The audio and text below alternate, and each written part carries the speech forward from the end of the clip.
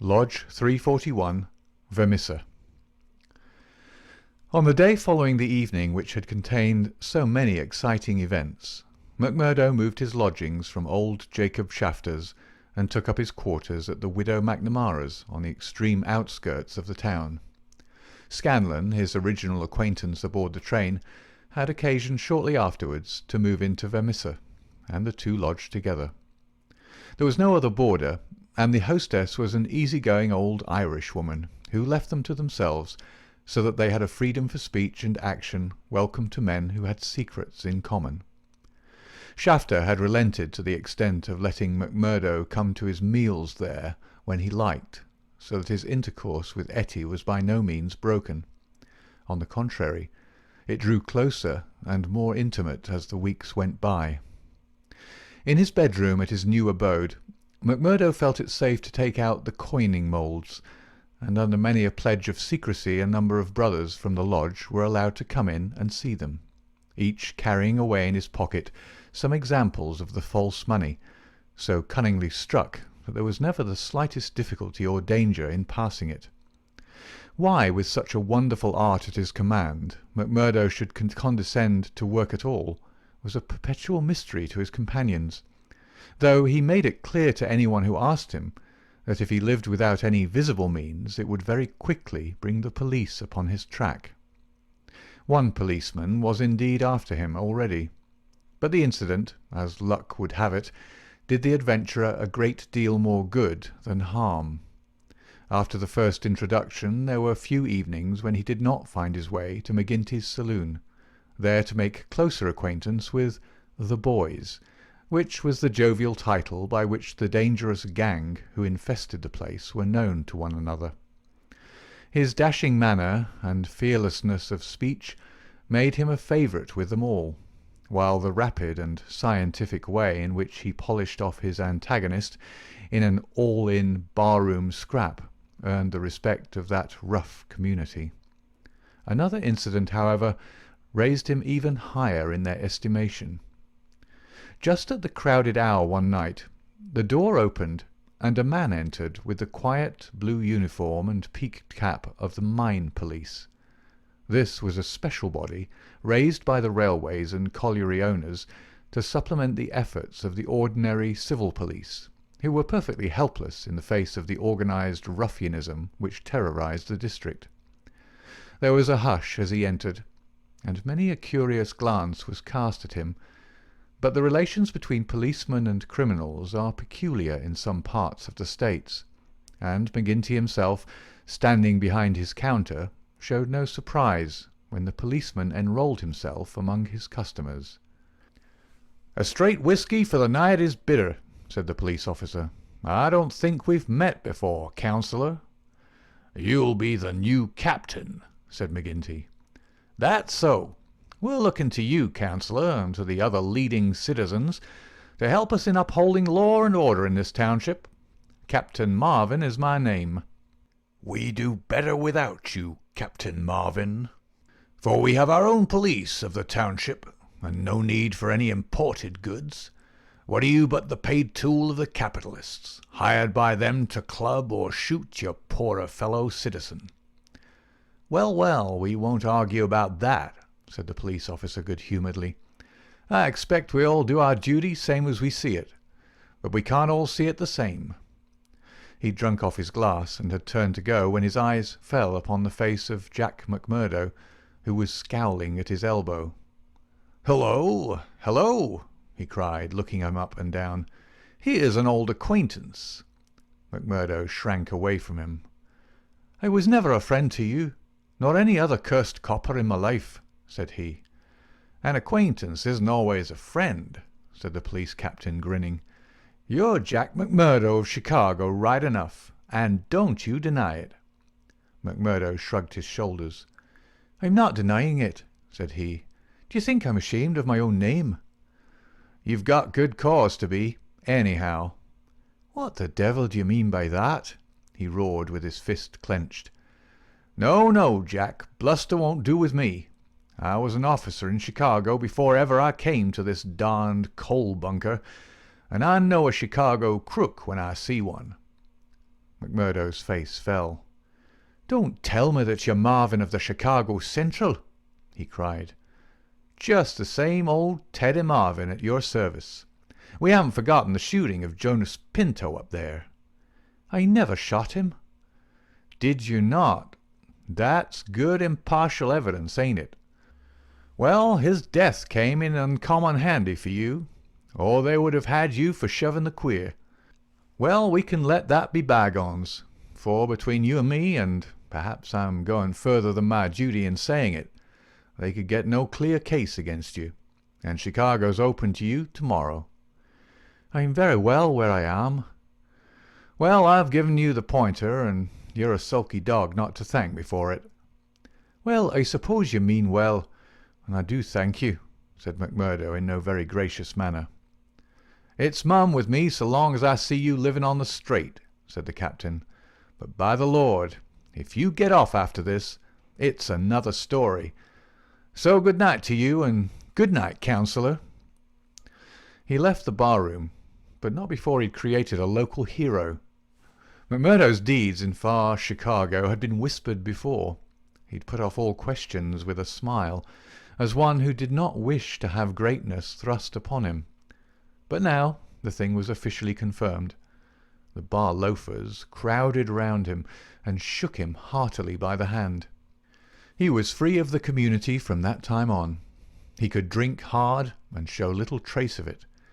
But that evening, had his mate Scanlon not been at hand to lead him home, the fated hero would surely have spent his night under the bar. On a Saturday night, McMurdo was introduced to the lodge.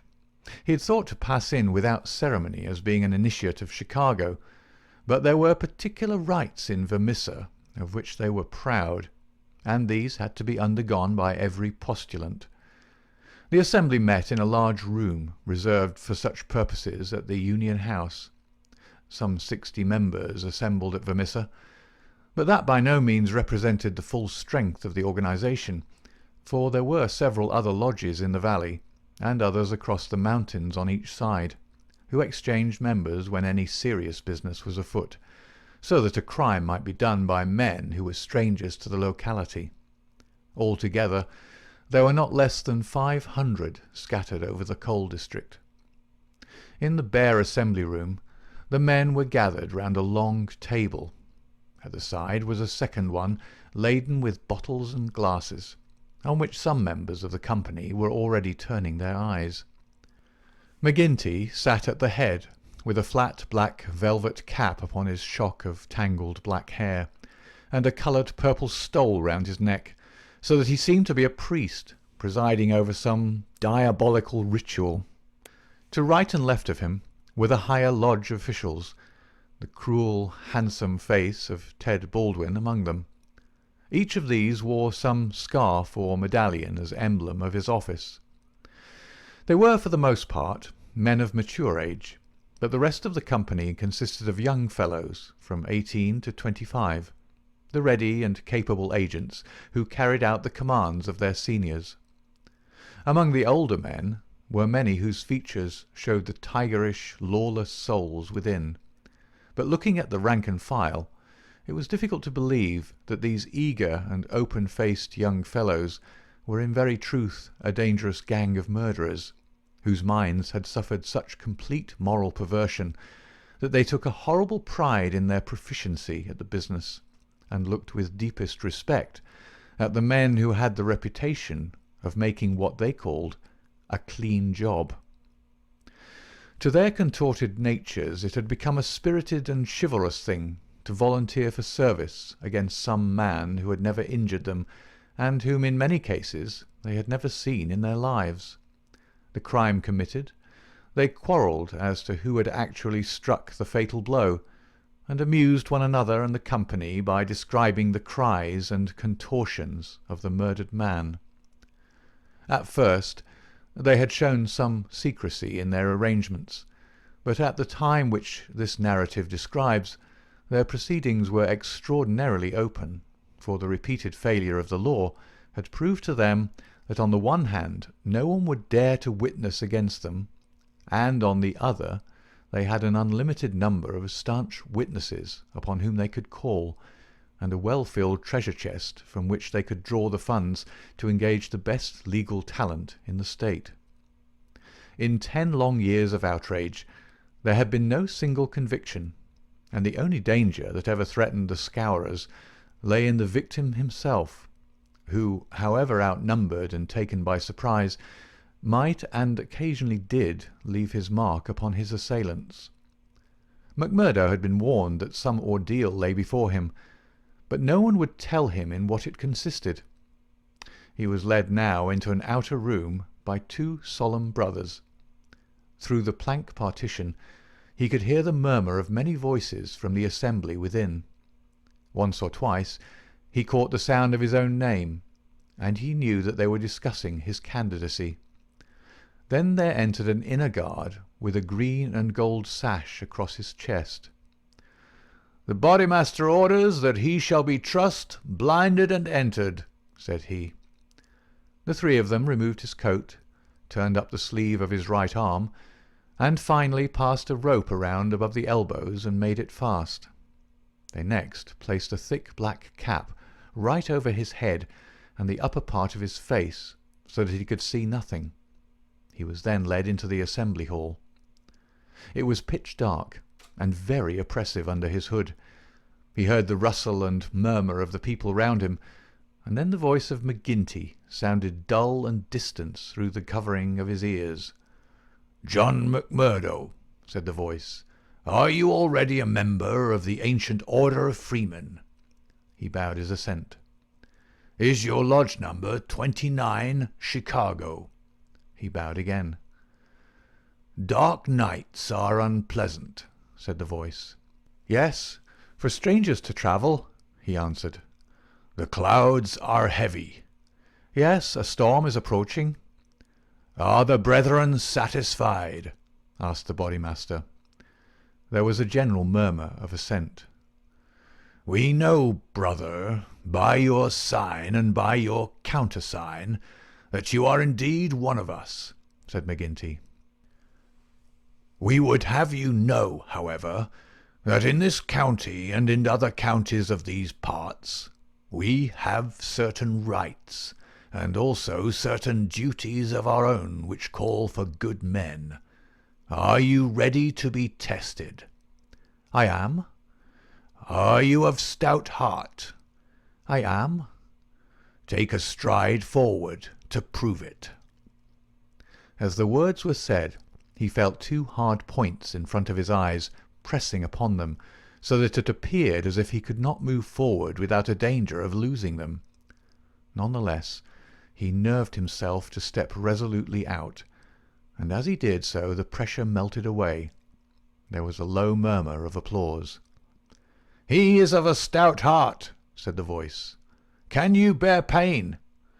"As well as another," he answered. "Test him." It was all he could do to keep himself from screaming out, for an agonizing pain shot through his forearm. He nearly fainted at the sudden shock of it, but he bit his lip and clenched his hands to hide his agony. "I can take more than that," said he.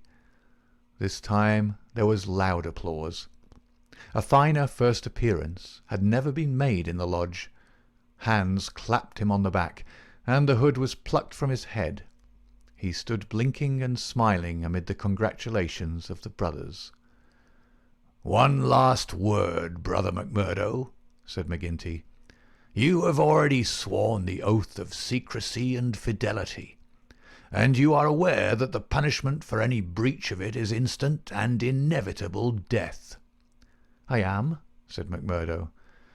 "And you accept the rule of the bodymaster, for the time being under all circumstances?" "I do."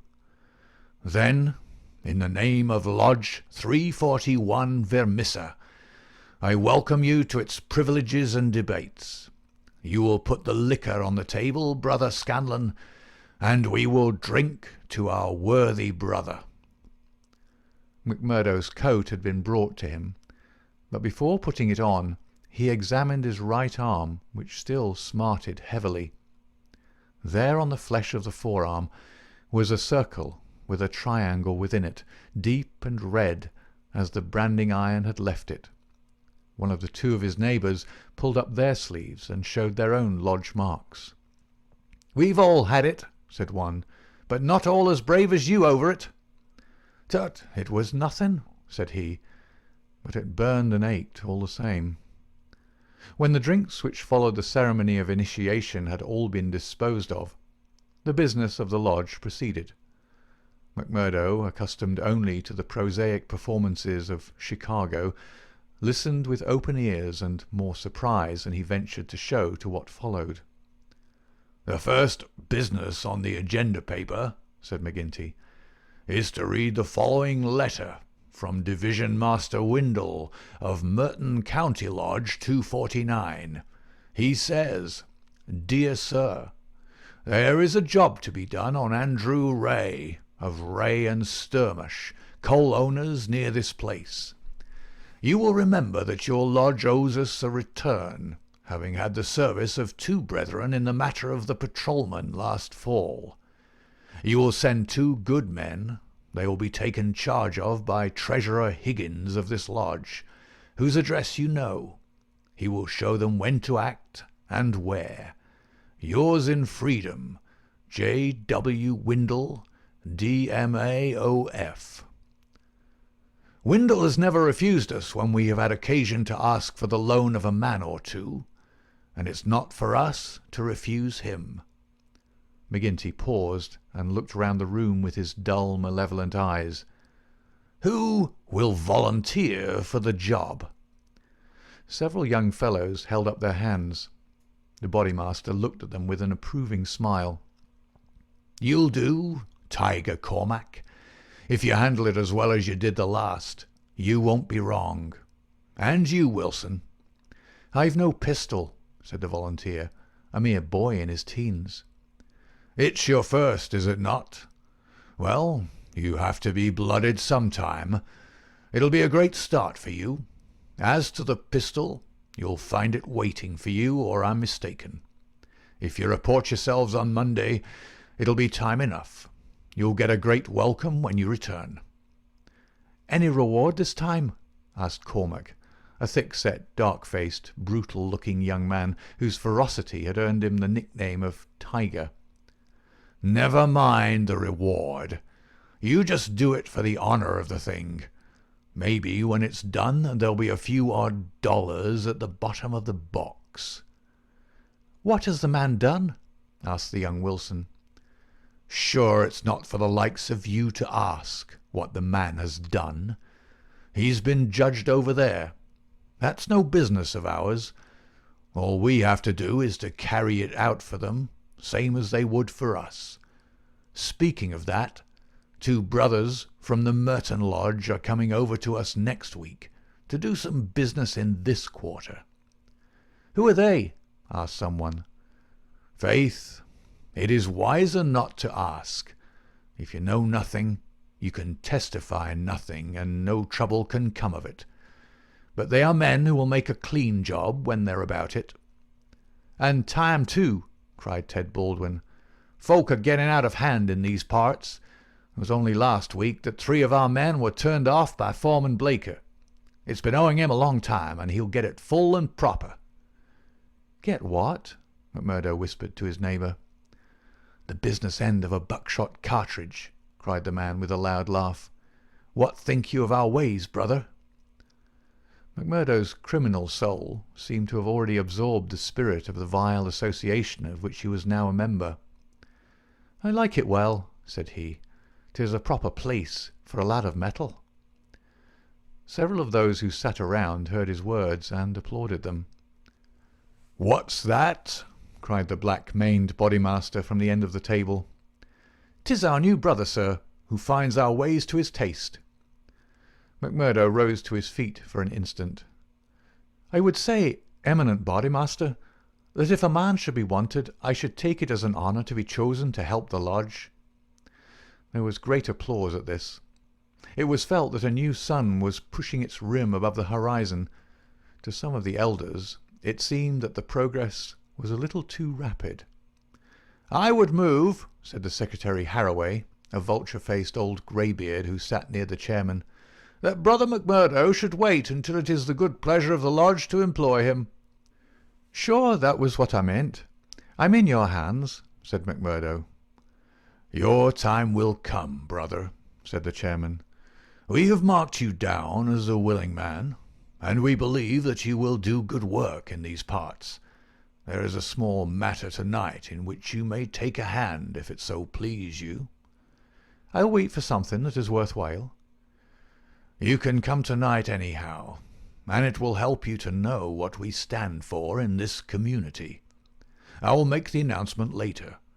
Meanwhile," he glanced at his agenda paper, "I have one or two more points to bring before the meeting. First of all, I will ask the treasurer as to our bank balance. There is the pension to Jim Carnaway's widow. He was struck down during the work of the lodge, and it is for us to see that she is not the loser. Jim was shot last month when they tried to kill Chester Wilcox of Marley Creek," McMurdo's neighbour informed him. "The funds are good at the moment," said the treasurer with the bank book in front of him. "The firms have been generous of late. Max Linder and Co. paid $500 to be left alone. Walker Brothers sent in $100, but I took it on myself to return it and ask for $5. If I do not hear by Wednesday, their winding gear may get out of order. We had to burn their breaker last year before they became reasonable. Then the West Section Coaling Company has paid its annual contribution. We have enough on hand to meet any obligations." "What about Archie Swindon?" asked a brother. "He has sold out and left the district. The old devil left a note for us to say that he'd had rather be a free crossing sweeper in a New York than a large mine owner under the power of a ring of blackmailers. By gar, it was as well that he made a break for it before the note reached us. I guess he won't show his face in this valley again." An elderly, clean-shaved man with a kindly face and a good brow rose from the end of the table which faced the chairman. "Mr. Treasurer," he asked, "may I ask who has bought the property of this man that we have driven out of the district?" "Yes, Brother Morris. It has been bought by the State and Merton County Railroad Company." "And who bought the mines of Todman and of Lee that came into the market in the same way last year?" "The same company, Brother Morris." "And who bought the ironworks of Manson and of Schumann and of Van Deer and of Atwood, which have all been given up of late?" "They were all bought by the West Gilmerton General Mining Company." "I don't see, Brother Morris," said the chairman, "that it matters to us who buys them, since they can't carry them out of the district." "With all respect to you, eminent bodymaster, I think it may matter very much to us. This process has been going on now for 10 long years. We are gradually driving all the small men out of trade. What is the result? We find in their places great companies like the railroad or the General Iron, who have their directors in New York or Philadelphia, and care nothing for our threats. We can take it out of their local bosses, but it only means that others will be sent in their stead, and we are making it dangerous for ourselves. The small men could not harm us. They had not the money nor the power. So long as we did not squeeze them too dry, they would stay on under our power. But if these big companies find that we stand between them and their profits, they will spare no pains and no expense to hunt us down and bring us to court." There was a hush at these ominous words, and every face darkened as gloomy looks were exchanged. So omnipotent and unchallenged had they been, that the very thought that there was possible retribution in the background had been banished from their minds, and yet the idea struck a chill to the most reckless of them. "It is my advice," the speaker continued, "that we go easier upon the small men. On the day that they have all been driven out, the power of this society will have been broken." Unwelcome truths are not popular. There were angry cries as the speaker resumed his seat. McGinty rose with gloom upon his brow. "Brother Morris," said he, "you were always a croaker. So long as the members of this lodge stand together, there is no power in the United States that can touch them. Sure, have we not tried it often enough in the law courts? I expect the big companies will find it easier to pay than to fight, same as the little companies do. And now, brethren," McGinty took off his black velvet cap and his stole as he spoke, "this lodge has finished its business for the evening, save for one small matter which may be mentioned when we are parting. The time has now come for fraternal refreshment and for harmony." Strange indeed is human nature. Here were these men, to whom murder was familiar, who again and again had struck down the father of the family, some man against whom they had no personal feeling, without one thought of compunction or of compassion for his weeping wife or helpless children, and yet the tender or pathetic in music could move them to tears. McMurdo had a fine tenor voice, and if he had failed to gain the goodwill of the lodge before, it could no longer have been withheld after he had thrilled them with "I am sitting on the stile Mary" and "On the banks of Allan Water." In his very first night, the new recruit had made himself one of the most popular of the brethren, marked already for advancement and high office. There were other qualities needed, however, besides those of good fellowship, to make a worthy freeman, and of these he was given an example before the evening was over. The whisky bottle had passed round many times, and the men were flushed and ripe for mischief when their bodymaster rose once more to address them. "Boys," said he, "there's one man in this town that wants trimming up, and it's for you to see that he gets it. I'm speaking of James Stanger of the Herald. You seen how he's been opening his mouth against us again?" There was a murmur of assent, with many a muttered oath. McGinty took a slip of paper from his waistcoat pocket. "Law and order. That's how he heads it. Reign of terror in the coal and iron district. 12 years have now elapsed since the first assassinations which prove the existence of a criminal organization in our midst. From that day these outrages have never ceased, until now they have reached a pitch which makes us the opprobrium of the civilized world. Is it for such results as this that our great country welcomes to its bosom the alien who flies from the despotisms of Europe? Is it that they shall themselves become tyrants over the very men who have given them shelter, and that a state of terrorism and lawlessness should be established under the very shadow of the sacred folds of the starry flag of freedom, which would raise horror in our minds if we read of it as existing under the most effete monarchy of the East? The men are known. The organization is patent and public. How long are we to endure it? Can we forever live?"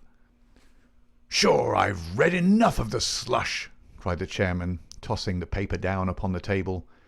"That's what he says of us. The question I'm asking is, what shall we say to him?" "Kill him!" cried a dozen fierce voices. "I protest against that," said Brother Morris, the man of the good brow and shaved face. "I tell you, brethren, that our hand is too heavy in this valley, and that there will come a point where in self-defence every man will unite to crush us out. James Stanger is an old man. He is respected in the township and the district. His paper stands for all that is solid in the valley. If that man is struck down, there will be a stir through this state that will only end with our destruction." "And how would they bring about our destruction, Mr. Standback?" cried McGinty. "Is it by the police? Sure, half of them are in our pay, and half of them are afraid of us. Or is it by the law courts and the judge? Haven't we tried that before now, and whatever came of it?"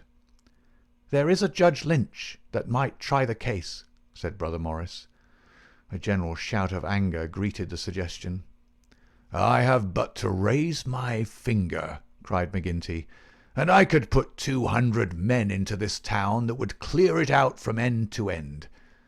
Then suddenly raising his voice and bending his huge black brows into a terrible frown, "See here, Brother Morris, I have my eye on you, and have had for some time. You've no heart yourself, and you try to take the heart out of others. It will be an ill day for you, Brother Morris, when your own name comes on our agenda paper, and I'm thinking that it's just there that I ought to place it." Morris had turned deadly pale, and his knees seemed to give way under him as he fell back into his chair. He raised his glass in his trembling hand, and drank before he could answer. "I apologize, eminent Bodymaster, to you and to every brother in this lodge, if I have said more than I should. I am a faithful member, you all know that, and it is my fear lest evil come to the lodge which makes me speak in anxious words. But I have greater trust in your judgment than in my own, eminent Bodymaster, and I promise you that I will not offend again." The Bodymaster's scowl relaxed as he listened to the humble words. "Very good, Brother Morris. It's myself that would be sorry if it were needful to give you a lesson. But so long as I am in this chair, we shall be a united lodge in word and in deed. And now, boys," he continued, looking round at the company, "I'll say this much, that if Stanger got his full deserts, there would be more trouble than we need ask for. These editors hang together, and every journal in the state would be crying out for police and troops. But I guess you can give him a pretty severe warning. Will you fix it, Brother Baldwin?" "Sure," said the young man eagerly. "How many will you take?" "Half a dozen, and 2 to guard the door. You'll come, Gower, and you, Mansell, and you, Scanlon, and the 2 Willoughbys." "I promised the new brother he should go," said the chairman. Ted Baldwin looked at McMurdo with eyes which showed that he had not forgotten nor forgiven. "Well, he can come if he wants," he said in a surly voice. "That's enough. The sooner we get to work the better." The company broke up with shouts and yells and snatches of drunken song. The bar was still crowded with revellers, and many of the brethren remained there. The little band who had been told off for duty passed out into the street, proceeding in 2s and 3s along the sidewalk so as not to provoke attention. It was a bitterly cold night, with a half-moon shining brilliantly in a frosty, star-spangled sky. The men stopped and gathered in a yard which faced a high building. The words "Vermissa Herald" were printed in gold lettering between the brightly lit windows. From within came the clanking of the printing press. "Here you," said Baldwin to McMurdo. "You can stand below at the door and see that the road is kept open for us. Arthur Willoughby can stay with you. You others come with me. Have no fears, boys, for we have a dozen witnesses that we are in the Union Bar at this very moment." It was nearly midnight, and the street was deserted, save for 1 or 2 revellers upon their way home. The party crossed the road, and, pushing open the door of the newspaper office, Baldwin and his men rushed in and up the stair which faced them. McMurdo and another remained below. From the room above came a shout, a cry for help, and then the sound of trampling feet and of falling chairs. An instant later, a grey-haired man rushed out on the landing. He was seized before he could get farther, and his spectacles came tinkling down to McMurdo's feet. There was a thud and a groan.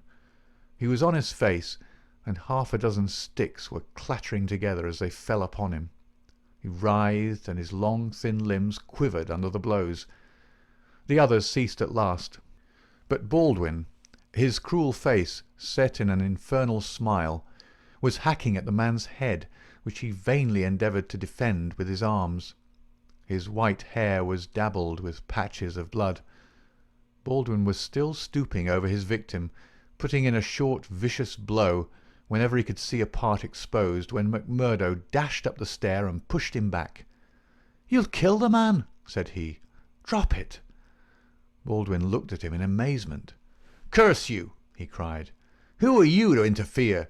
You that are new to the lodge, stand back." He raised his stick, but McMurdo had whipped his pistol out of his pocket. "Stand back yourself," he cried. "I'll blow your face in if you lay a hand on me. As to the lodge, wasn't it the order of the bodymaster that the man was not to be killed? And what are you doing but killing him?" "It's truth he says," remarked one of the men. "By gar, you'd best hurry yourselves," cried the man below. "The windows are all lighting up, and you'll have the whole town here inside of 5 minutes." There was indeed the sound of shouting in the street, and a little group of compositors and pressmen was forming in the hall below, and nerving itself to action.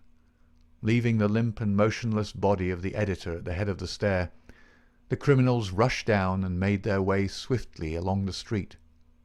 Having reached the Union House, some of them, mixed with the crowd in McGinty's saloon, whispering across the bar to the boss that the job had been well carried through, others, and among them McMurdo, broke away into side streets, and so by devious paths to their own homes.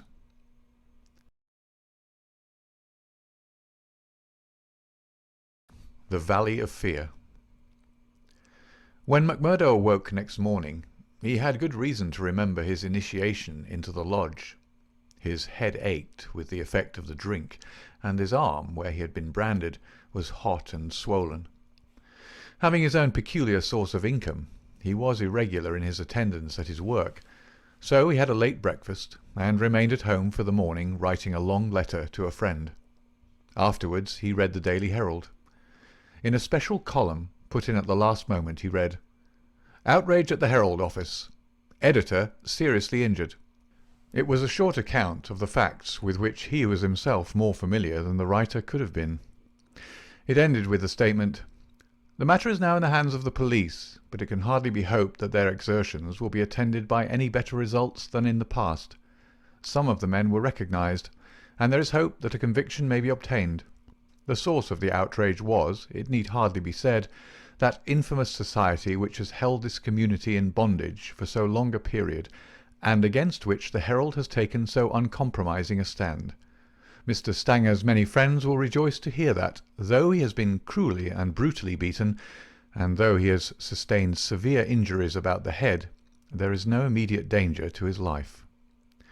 Below it stated that a guard of police armed with Winchester rifles had been requisitioned for the defence of the office. McMurdo had laid down the paper and was lighting his pipe with a hand which was shaky from the excesses of the previous evening, when there was a knock outside, and his landlady brought to him a note which had just been handed in by a lad. It was unsigned, and ran thus: "I should wish to speak to you, but would rather not do so in your house. You will find me beside the flagstaff upon Miller Hill. If you will come there now, I have something which is important for you to hear and for me to say." McMurdo read the note twice with the utmost surprise, for he could not imagine what it meant, or who was the author of it. Had it been in a feminine hand, he might have imagined that it was the beginning of one of those adventures which had been familiar enough in his past life. But it was the writing of a man, and of a well-educated one too. Finally, after some hesitation, he determined to see the matter through. Miller Hill is an ill-kept public park in the very centre of the town. In summer it is a favourite resort of the people, but in the winter it is desolate enough. From the top of it one has a view, not only of the whole straggling, grimy town, but of the winding valley beneath, with its scattered mines and factories blackening the snow on each side of it, and of the wooded and white-capped ranges flanking it. McMurdo strolled up the winding path, hedged in with evergreens, until he reached the deserted restaurant which forms the centre of summer gaiety. Beside it was a bare flagstaff, and underneath it a man, his hat drawn down and the collar of his overcoat turned up. When he turned his face, McMurdo saw that it was Brother Morris, he who had incurred the anger of the bodymaster the night before. The lodge sign was given and exchanged as they met. "I want to have a word with you, Mr. McMurdo," said the older man, speaking with a hesitation which showed that he was on delicate ground. "It was kind enough of you to come." "Why did you not put your name to the note?" "One has to be cautious, mister. One never knows in times like these how a thing may come back to one. One never knows either who to trust or who not to trust." "Surely one may trust brothers of the lodge." "No, no, not always," cried Morris with vehemence. "Whatever we say, even what we think, seems to get back to that man McGinty." "Look here," said McMurdo sternly. "It was only last night, as you know well, that I swore good faith to our Bodymaster. Would you be asking me to break my oath?" "If that is the view you take," said Morris sadly, "I can only say that I am sorry I gave you the trouble to come and meet me. Things have come to a bad pass when two free citizens cannot speak their thoughts to each other." McMurdo, who had been watching his companion very narrowly, relaxed somewhat in his bearing. "Sure, I spoke for myself only," said he. "I am a newcomer, as you know, and am strange to it all. It is not for me to open my mouth, Mr. Morris, and if you think well to say anything to me, I am here to hear it." "And to take it back to Boss McGinty?" said Morris bitterly. "Indeed, then, you do me injustice there," cried McMurdo. "For myself, I am loyal to the lodge, and so I tell you straight, but I would be a poor creature if I were to repeat to any other what you might say to me in confidence. It'll go no further than me, though I warn you that you may get neither help nor sympathy." "I have given up looking for either the one or the other," said Morris. "I may be putting my very life in your hands by what I say, but bad as you are, and it seemed to me last night that you were shaping to be as bad as the worst, still you are new to it, and your conscience cannot yet be as hardened as theirs. That was why I thought to speak with you." "Well, what have you to say?" "If you give me away, may a curse be on you." "Sure, I said I would not." "I would ask you then, when you joined the Freemen's Society in Chicago and swore vows of charity and fidelity, did ever it cross your mind that you might find it would lead you to crime?" "If you call it crime," McMurdo answered. "Call it crime?" cried Morris, his voice vibrating with passion. "You have seen little of it, if you can call it anything else. Was it crime last night when a man old enough to be your father was beaten till the blood dripped from his white hairs? Was that crime, or what else would you call it?" "There are some would say it was war," said McMurdo. "A war of two classes, with all in, so that each struck as best it could." "Well, did you think of such a thing when you joined the Freemen's Society at Chicago?" "No, I'm bound to say I did not." "Nor did I when I joined it at Philadelphia. It was just a benefit club and a meeting place for one's fellows. Then I heard of this place. Curse the hour that the name first fell upon my ears, and I came to better myself. My God, to better myself! My wife and 3 children came with me. I started a dry goods store on Market Square, and I prospered well. The word had gone round that I was a freeman, and I was forced to join the local lodge, same as you did last night. I've the badge of shame on my forearm, and something worse branded on my heart. I found that I was under the orders of a black villain, and caught in a meshwork of crime. What could I do?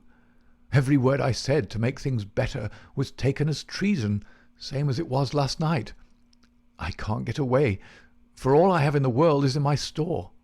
If I leave the society, I know well that it means murder to me, and God knows what to my wife and children. Oh, man, it is awful, awful!"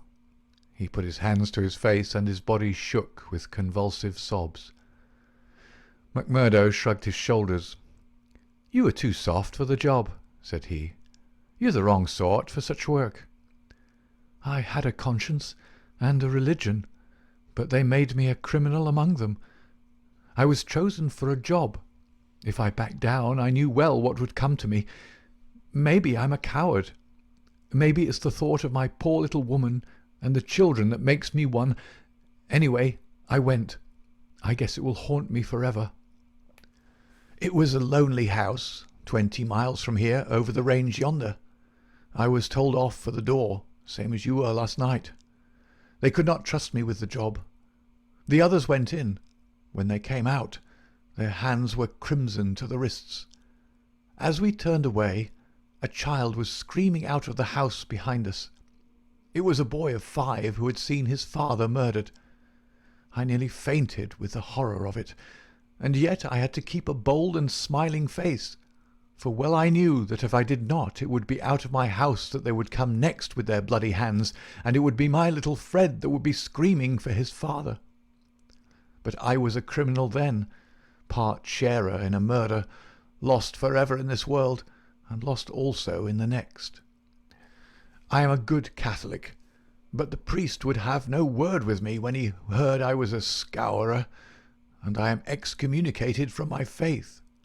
That's how it stands with me, and I see you going down the same road, and I ask you what the end is to be. Are you ready to be a cold-blooded murderer also, or can we do anything to stop it?" "What would you do?" asked McMurdo abruptly. "You'd not inform?" "God forbid!" cried Morris. "Sure, the very thought would cost me my life." "That's well," said McMurdo.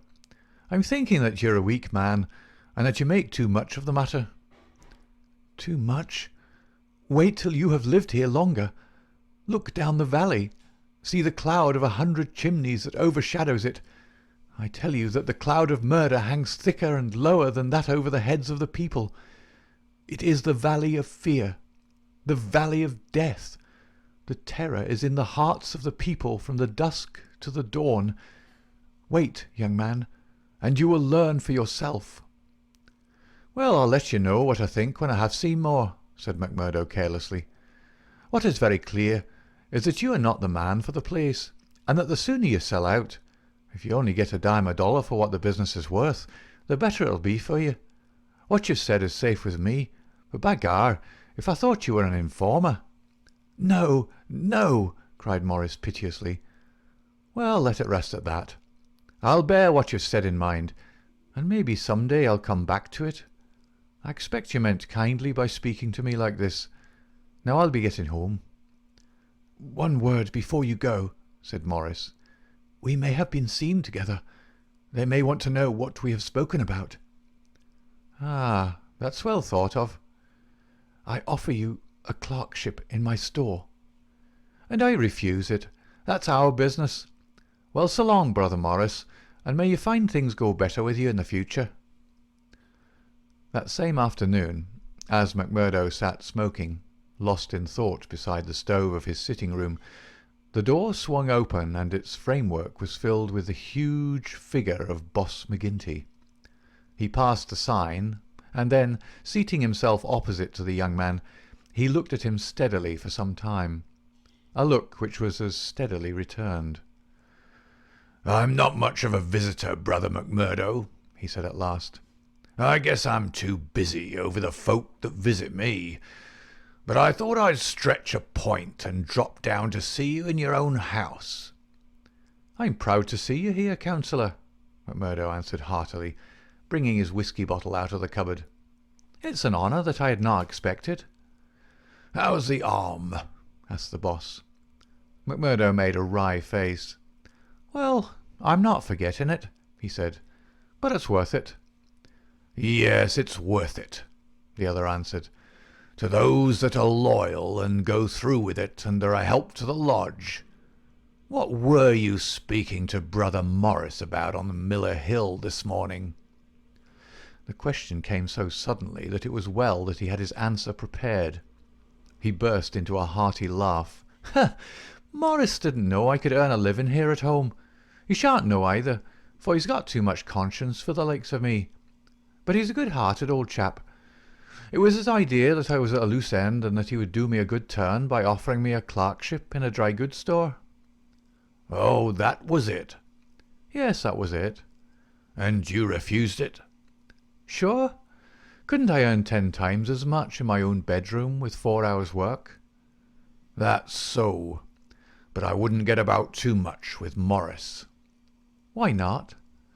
"Well, I guess because I tell you not. That's enough for most folk in these parts." "It may be enough for most folk, but it ain't enough for me, counsellor," said McMurdo boldly. "If you're a judge of men, you'll know that."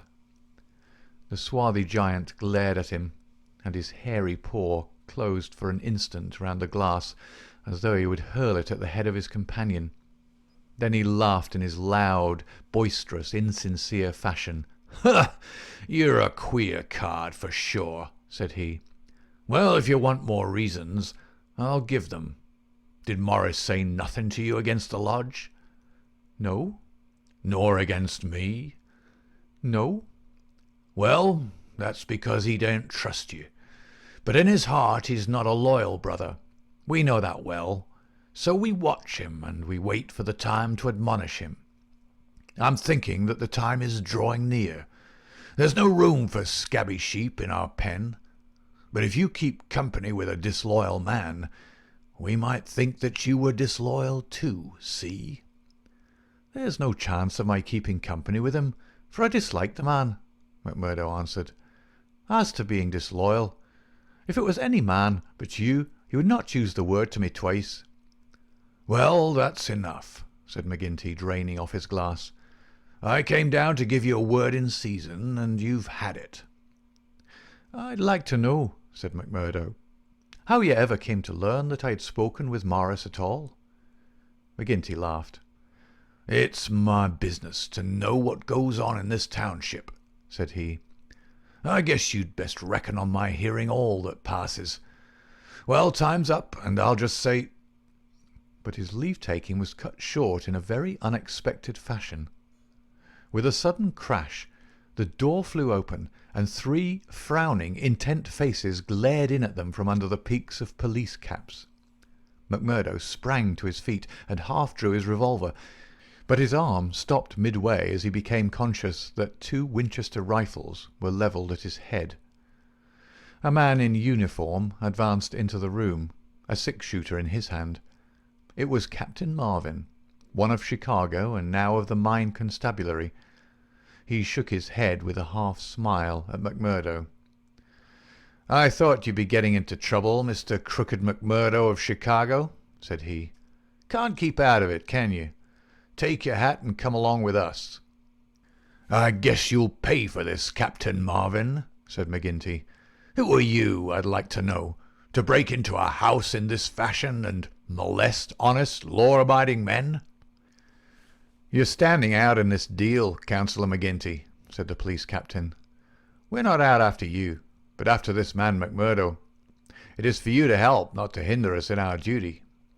"He is a friend of mine, and I'll answer for his conduct," said the boss. "By all accounts, Mr. McGinty, you may have to answer for your own conduct some of these days," the captain answered. "This man McMurdo was a crook before ever he came here, and he's a crook still. Cover him, patrolman, while I disarm him." "There's my pistol," said McMurdo coolly. "Maybe, Captain Marvin, if you and I were alone and face to face, you would not take me so easily." "Where's your warrant?" asked McGinty. "By gar, a man might as well live in Russia as in Vermissa while folk like you are running the police. It's a capitalist outrage, and you'll hear more of it, I reckon." "You do what you think is your duty the best way you can, Councillor. We'll look after ours." "What am I accused of?" asked McMurdo. "Of being concerned in the beating of old Editor Stanger at the Herald office. It wasn't your fault that it isn't a murder charge." "Well, if that's all you have against him," cried McGinty with a laugh, "you can save yourself a deal of trouble by dropping it right now. This man was with me in my saloon playing poker up to midnight, and I can bring a dozen to prove it." "That's your affair, and I guess you can settle it in court tomorrow. Meanwhile, come on, McMurdo, and come quietly if you don't want a gun across your head. You stand wide, Mr. McGinty, for I warn you, I'll stand no resistance when I'm on duty." So determined was the appearance of the captain that both McMurdo and his boss were forced to accept the situation. The latter managed to have a few whispered words with the prisoner before they parted. "What about—" He jerked his thumb upward to signify the coining plant. "All right," whispered McMurdo, who had devised a safe hiding-place under the floor. "I'll bid you good-bye," said the boss, shaking hands. "I'll see Riley, the lawyer, and take the defence upon myself. Take my word for it that they won't be able to hold you." "I wouldn't bet on that. Guard the prisoner, you two, and shoot him if he tries any games. I'll search the house before I leave." He did so, but apparently found no trace of the concealed plant. When he descended, he and his men escorted McMurdo to headquarters. Darkness had fallen, and a keen blizzard was blowing so that the streets were nearly deserted, but a few loiterers followed the group, and, emboldened by invisibility, shouted imprecations at the prisoner. "Lynch the cursed scourer!" they cried. "Lynch him!" They laughed and jeered as he was pushed into the police station. After a short formal examination from the inspector in charge, he was put into the common cell. Here he found Baldwin and 3 other criminals of the night before, all arrested that afternoon and waiting their trial next morning. But even within this inner fortress of the law, the long arm of the freemen was able to extend. Late at night there came a jailer with a straw bundle for their bedding, out of which he extracted 2 bottles of whisky, some glasses, and a pack of cards. They spent a hilarious night without an anxious thought as to the ordeal of the morning. Nor had they cause, as the result was to show. The magistrate could not possibly on the evidence have held them for a higher court. On the one hand, the compositors and pressmen were forced to admit that the light was uncertain, that they were themselves much perturbed, and that it was difficult for them to swear to the identity of the assailants, although they believed that the accused were among them. Cross-examined by the clever attorney who had been engaged by McGinty, they were even more nebulous in their evidence. The injured man had already deposed that he was so taken by surprise by the suddenness of the attack that he could state nothing beyond the fact that the first man who struck him wore a moustache. He added that he knew them to be scourers, since no one else in the community could possibly have any enmity to him, and he had long been threatened on account of his outspoken editorials. On the other hand, it was clearly shown by the united and unfaltering evidence of 6 citizens, including that high municipal official, Councillor McGinty, that the men had been at a card party at the Union House until an hour very much later than the commission of the outrage. Needless to say that they were discharged with something very near to an apology from the bench for the inconvenience to which they had been put, together with an implied censure of Captain Marvin and the police for their officious zeal. The verdict was greeted with loud applause by a court in which McMurdo saw many familiar faces. Brothers of the lodge smiled and waved, but there were others who sat with compressed lips and brooding eyes as the men filed out of the dock. One of them, a little dark-bearded, resolute fellow, put the thoughts of himself and comrades into words as the ex-prisoners passed him. "You damned murderers," he said. "We'll fix you yet."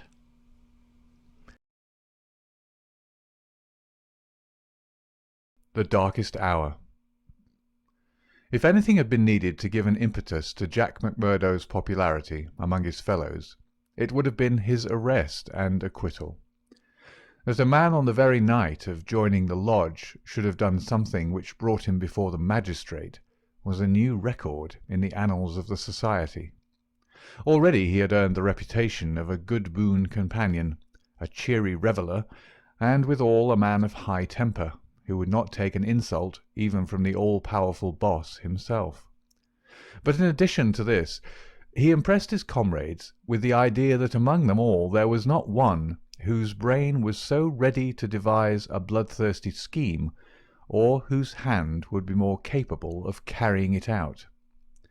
"He'll be the boy for the clean job," said the oldsters to one another, and waited their time until they could set him to his work. McGinty had instruments enough already, but he recognized that this was a supremely able one. He felt like a man holding a fierce bloodhound in leash. There were curs to do the smaller work, but some day he would slip this creature upon its prey. A few members of the lodge, Ted Baldwin among them, resented the rapid rise of the stranger, and hated him for it. But they kept clear of him, for he was as ready to fight as to laugh. But if he gained favour with his fellows, there was another quarter, one which had become even more vital to him, in which he lost it. Etty Shafter's father would have nothing more to do with him, nor would he allow him to enter the house. Etty herself was too deeply in love to give him up altogether, and yet her own good sense warned her of what would come from a marriage with a man who was regarded as a criminal. One morning, after a sleepless night, she determined to see him, possibly for the last time, and made one strong endeavour to draw him from those evil influences which were sucking him down. She went to his house, as he had often begged her to do, and made her way into the room which he used as his sitting-room. He was seated at a table, with his back turned and a letter in front of him. A sudden spirit of girlish mischief came over her. She was still only 19. He had not heard her when she pushed open the door. Now she tiptoed forward and laid her hand lightly upon his bended shoulders. If she had expected to startle him, she certainly succeeded, but only in turn to be startled herself. With a tiger spring he turned on her, and his right hand was feeling for her throat. At the same instant, with the other hand, he crumpled up the paper that lay before him. For an instant he stood glaring.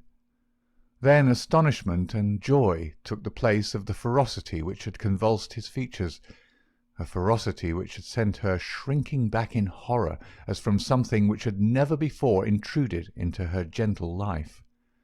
"It's you," said he, mopping his brow. "And to think that you should come to me, heart of my heart, and I should find nothing better to do than want to strangle you. Come then, darling," and he held out his arms. "Let me make it up to you." But she had not recovered from that sudden glimpse of guilty fear which she had read in the man's face. All her woman's instinct told her that it was not the mere fright of a man who is startled. Guilt. That was it. Guilt and fear. "What's come over you, Jack?" she cried. "Why are you so scared of me? Oh, Jack, if your conscience was at ease, you would not have looked at me like that." "Sure, I was thinking of other things, when you came tripping so lightly on those fairy feet of yours." "No, no, it was more than that, Jack." Then a sudden suspicion seized her. "Let me see that letter you were writing." "Ah, Etty, I couldn't do that." Her suspicions became certainties. "It's to another woman," she cried. "I know it. Why else should you hold it from me? Was it to your wife that you were writing? How am I to know that you are not married man, you a stranger that nobody knows?" "I am not married, Etty. See now, I swear it. You're the only one woman on earth to me. By the cross of Christ, I swear it." He was so white with passionate earnestness that she could not but believe him. "Well then," she cried. "Well then," she cried, "why will you not show me the letter?" "I'll tell you, acushla," said he. "I'm under oath not to show it, and just as I wouldn't break my word to you, so I would keep it to those who hold my promise. It's the business of the lodge, and even to you it's a secret. And if I was scared when a hand fell on me, can't you understand it when it might have been the hand of a detective?" She felt that he was telling the truth. He gathered her into his arms and kissed away her fears and doubts. "Sit by me, then. It's a queer throne for such a queen, but it's the best your poor lover can find. He'll do better for you some of these days, I'm thinking. Now your mind is easy once again, is it not?" "How can it ever be at ease, Jack, when I know that you are a criminal among criminals, when I never know the day that I may hear you're in court for murder? McMurdo the Scourer, that's what one of the boarders called you yesterday. It went through my heart like a knife." "Sure, hard words break no bones." "But they were true." "Well, dear, it's not so bad as you think. We are but poor men that are trying in our own way to get our rights." Etty threw her arms around her lover's neck. "Give it up, Jack. For my sake, for God's sake, give it up. It was to ask you that I came here today. Oh, Jack, see, I beg it of you on my bended knees, kneeling here before you. I implore you to give it up." He raised her and soothed her with her head against his breast. "Sure, my darling, you don't know what it is you're asking. How could I give it up, when it would be to break my oath and to desert my comrades? If you could see how things stand with me, you could never ask it of me. Besides, if I wanted to, how could I do it? You don't suppose that the lodge would let a man go free with all its secrets?" "I've thought of that, Jack. I've planned it all. Father has saved some money. He is weary of this place, where the fear of these people darkens our lives. He is ready to go. We would fly together to Philadelphia or New York, where we would be safe from them." McMurdo laughed. "The lodge has a long arm. Do you think it could not stretch from here to Philadelphia or New York?" "Well then, to the west, or to England, or to Germany, where my father came from. Anywhere to get away from the Valley of Fear." McMurdo thought of old Brother Morris. "Sure, it is the second time I've heard the valley so named," said he. "The shadow does indeed seem to lie heavy on some of you." "It darkens every moment of our lives. Do you suppose that Ted Baldwin has ever forgiven us? If it were not that he fears you, what do you suppose our chances would be? If you saw the look in those dark, hungry eyes of his when they fall on me." "By gar, I'd teach him better manners if I caught him at it. But see here, little girl, I can't leave here, I can't. Take that from me once and for all. But if you'll leave me to find my own way, I will try to prepare a way of getting honourably out of it." "There is no honour in such a matter." "Well, well, it's just how you look at it. But if you'll give me 6 months, I'll work it so that I can leave without being ashamed to look others in the face." The girl laughed with joy. 6 months!" she cried. "Is it a promise?" Well, it may be 7 or 8, but within a year at the furthest we will leave the valley behind us." It was the most that Etty could obtain, and yet it was something. There was this distant light to illuminate the gloom of the immediate future. She returned to her father's house more light-hearted than she had ever been since Jack McMurdo had come into her life. It might be thought that as a member all the doings of the society would be told to him, but he was soon to discover that the organization was wider and more complex than the simple lodge. Even Boss McGinty was ignorant as to many things, for there was an official named the county delegate living at Hobson's Patch, farther down the line, who had power over several different lodges which he wielded in a sudden and arbitrary way. Only once did McMurdo see him, a sly little grey-haired rat of a man with a slinking gait and a sidelong glance which was charged with malice. Evans Pott was his name, and even the great boss of Vermissa felt towards him something of the repulsion and fear which the huge Danton may have felt for the puny but dangerous Robespierre.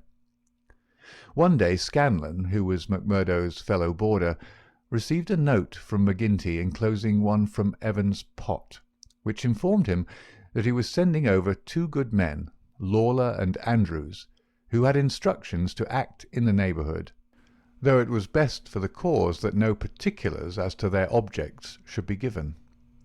Would the bodymaster see to it that suitable arrangements be made for their lodgings and comfort until the time for action should arrive? McGinty added that it was impossible for anyone to remain secret at the Union House, and that therefore he would be obliged if McMurdo and Scanlon would put the strangers up for a few days in their boarding-house. The same evening the 2 men arrived, each carrying his gripsack.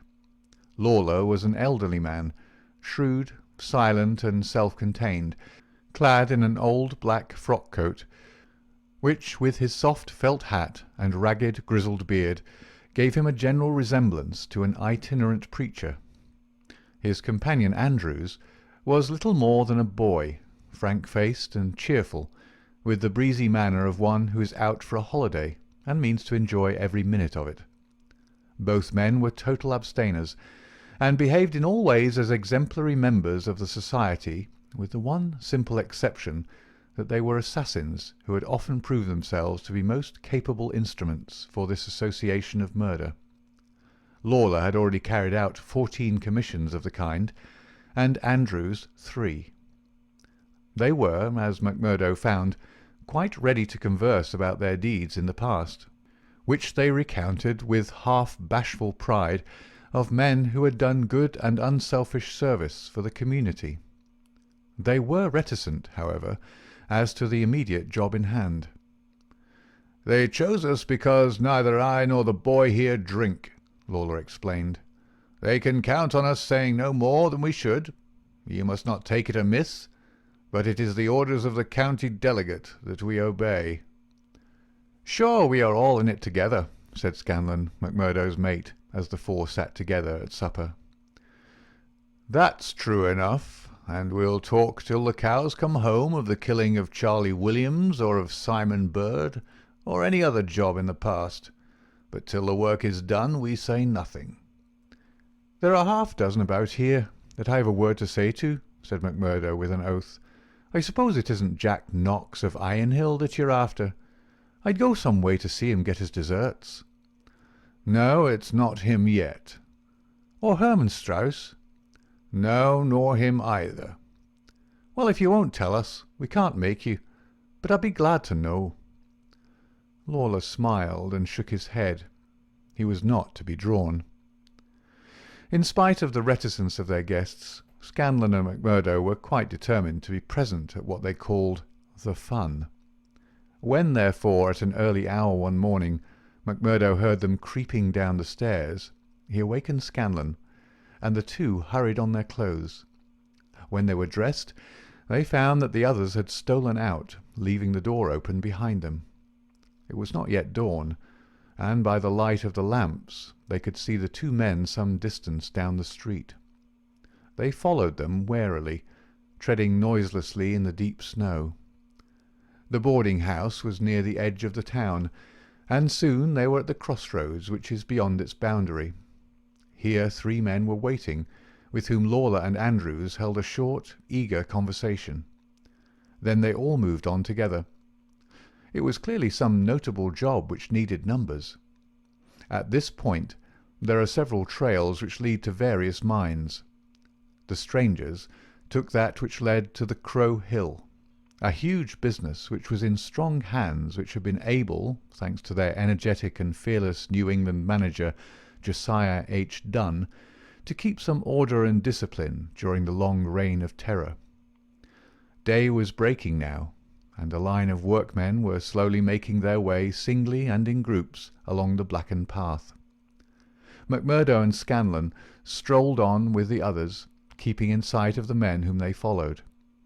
A thick mist lay over them, and from the heart of it there came the sudden scream of a steam whistle. It was the 10-minute signal before the cages descended and the day's labour began. When they reached the open space round the mine shaft, there were 100 miners waiting, stamping their feet and blowing on their fingers, for it was bitterly cold. The strangers stood in a little group under the shadow of the engine-house. Scanlon and MacMurdo climbed a heap of slag from which the whole scene lay before them. They saw the mine engineer, a great bearded Scotchman named Menzies, come out of the engine-house and blow his whistle for the cages to be lowered. At the same instant a tall, loose-framed young man with a clean-shaved, earnest face advanced eagerly towards the pit-head. As he came forward, his eyes fell upon the group, silent and motionless under the engine-house. The men had drawn down their hats and turned up their collars to screen their faces. For a moment the presentiment of death laid its cold hand upon the manager's heart. At the next he had shaken it off, and saw only his duty towards intrusive strangers. "Who are you?" he asked as he advanced. "What are you loitering there for?" There was no answer, but the lad Andrews stepped forward and shot him in the stomach. The 100 waiting miners stood as motionless and helpless as if they were paralyzed. The manager clapped his 2 hands to the wound and doubled himself up. Then he staggered away, but another of the assassins fired, and he went down sideways, kicking and clawing among a heap of clinkers. Menzies, the Scotchman, gave a roar of rage at the sight, and rushed with an iron spanner at the murderers, but was met by 2 balls in the face which dropped him dead at their very feet. There was a surge forward of some of the miners, and an inarticulate cry of pity and of anger, but a couple of the strangers emptied their 6-shooters over the heads of the crowd, and they broke and scattered, some of them rushing wildly back to their homes in Vermissa. When a few of the bravest had rallied, and there was a return to the mine, the murderous gang had vanished in the mists of the morning, without a single witness being able to swear to the identity of these men, who in front of 100 spectators had wrought this double crime. Scanlon and McMurdo made their way back. Scanlon somewhat subdued, for it was the first murder job that he had seen with his own eyes, and it appeared less funny than he had been led to believe. The horrible screams of the dead manager's wife pursued them as they hurried to the town.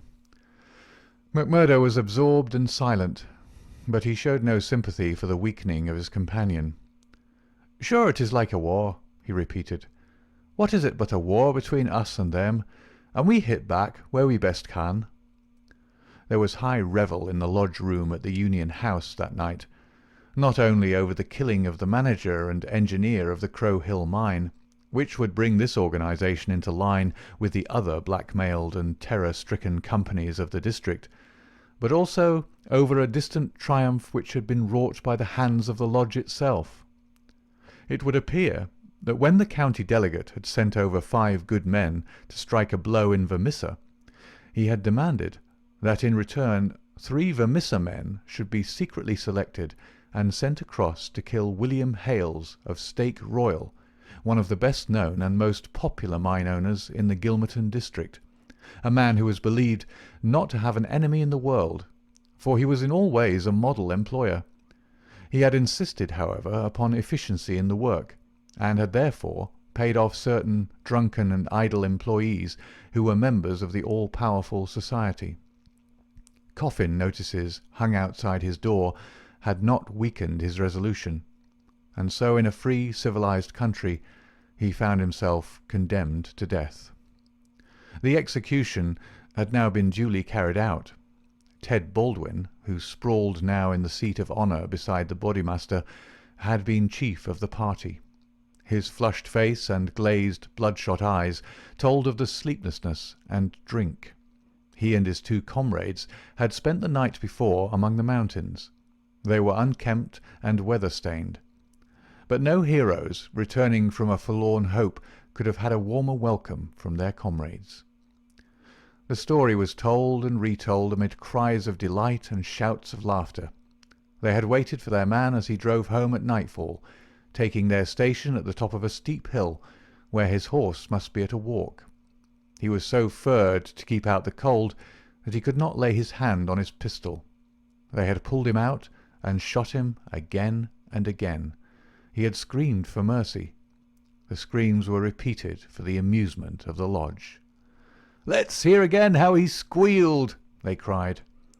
None of them knew the man, but there is eternal drama in a killing, and they had shown the scourers of Gilmerton that the Vermissa men were to be relied upon. There had been one contretemps, for a man and his wife had driven up while they were still emptying their revolvers into the silent body. It had been suggested that they should shoot them both, but they were harmless folk who were not connected with the mines, so they were sternly bidden to drive on and keep silent, lest a worse thing befall them. And so the blood-mottled figure had been left as a warning to all such hard-hearted employers, and the 3 noble avengers had hurried off into the mountains, where unbroken nature comes down to the very edge of the furnaces and the slag heaps. Here they were safe and sound, their work well done, and the plaudits of their companions in their ears. It had been a great day for the Scourers. The shadow had fallen even darker over the valley. But as the wise general chooses the moment of victory in which to redouble his efforts, so that his foes may have no time to steady themselves after disaster, so Boss McGinty, looking out upon the scene of his operations with his brooding and malicious eyes, had devised a new attack upon those who opposed him. That very night, as the half-drunken company broke up, he touched McMurdo on the arm and led him aside into that inner room where they had their first interview. "See here, my lad," said he, "I've got a job that's worthy of you at last. You'll have the doing of it in your own hands." "Proud I am to hear it," McMurdo answered. "You can take 2 men with you, Manders and Riley. They have been warned for service. We'll never be right in this district until Chester Wilcox has been settled, and you'll have the thanks of every lodge in the coalfields if you can down him." "I'll do my best, anyhow. Who is he, and where shall I find him?" McGinty took his eternal, half-chewed, half-smoked cigar from the corner of his mouth, and proceeded to draw a rough diagram on a page torn from his notebook. "He's the chief foreman of the Iron Dyke Company. He's a hard citizen, an old colour sergeant of the war, all scars and gristle. We've had 2 tries at him, but had no luck, and Jim Carnaway lost his life over it. Now it's for you to take it over. That's the house, all alone at the Iron Dyke crossroad, same as you see here on the map, without another within earshot. It's no good by day. He's armed and shoots quick and straight, with no questions asked. But at night, well, here he is with his wife, 3 children and a hired help. You can't pick or choose, it's all or none. If you could get a bag of blasting powder at the front door with a slow match to it." "What's the man done?" "Didn't I tell you he shot Jim Carnaway?" "Why did he shoot him?" "What in thunder has that to do with you? Carnaway was about his house at night, and he shot him. That's enough for me and you. You've got to settle the thing right."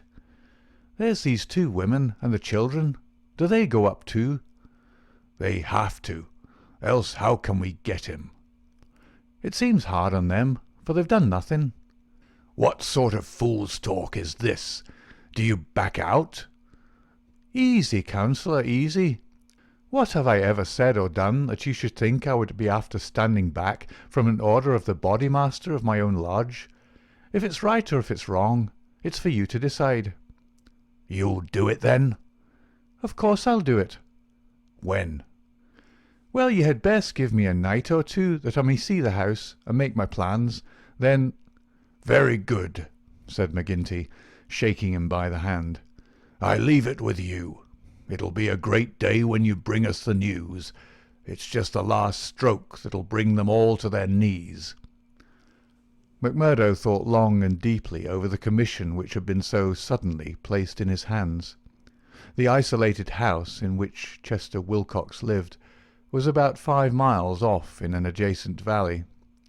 That very night he started off all alone to prepare for the attempt. It was daylight before he returned from his reconnaissance.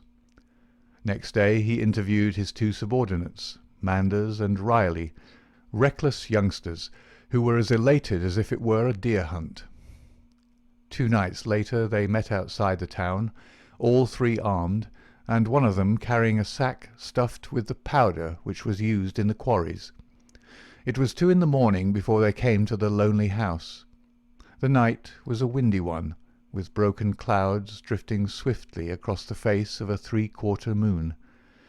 They had been warned to be on their guard against bloodhounds, so they moved forward cautiously with their pistols cocked in their hands. But there was no sound save the howling of the wind, and no movement but the swaying branches above them. McMurdo listened at the door of the lonely house, but all was still within. Then he leaned the powder bag against it, ripped a hole in it with his knife, and attached the fuse. When it was well alight, he and his 2 companions took to their heels and were some distance off, safe and snug in a sheltering ditch, before the shattering roar of the explosion, with the low, deep rumble of the collapsing building, told them that their work was done. No cleaner job had ever been carried out in the blood-stained annals of the society. But alas, that work so well organized and boldly carried out should all have gone for nothing. Warned by the fate of the various victims, and knowing that he was marked down for destruction, Chester Wilcox had moved himself and his family only the day before to some safer and less known quarters, where a guard of police should watch over them. It was an empty house which had been torn down by the gunpowder, and the grim old colour sergeant of the war was still teaching discipline to the miners of Iron Dyke. "Leave him to me," said McMurdo. "He's my man, and I'll get him, sure, if I have to wait a year for him." A vote of thanks and confidence was passed in full lodge, and so for the time the matter ended. When a few weeks later it was reported in the papers that Wilcox had been shot at from an ambuscade, it was an open secret that McMurdo was still at work upon his unfinished job. Such were the methods of the Society of Freemen, and such were the deeds of the Scourers by which they spread their rule of fear over the great and rich district which was for so long a period haunted by their terrible presence. Why should these pages be stained by further crimes? Have I not said enough to show the men and their methods? These deeds are written in history, and their records wherein one may read the details of them.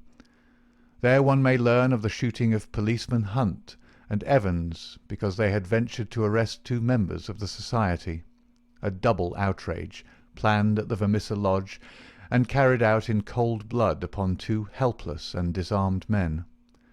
There also one may read of the shooting of Mrs. Larby when she was nursing her husband, who had been beaten almost to death by orders of Boss McGinty, the killing of the elder Jenkins, shortly followed by that of his brother, the mutilation of James Murdoch, the blowing up of the Staphouse family, and the murder of the Stendals, all followed hard upon one another in the same terrible winter. Darkly the shadow lay upon the valley of fear. The spring had come with running brooks and blossoming trees. There was hope for all nature bound so long in an iron grip. But nowhere was there any hope for the men and women who lived under the yoke of the terror. Never had the cloud above them been so dark and hopeless as in the early summer of the year 1875.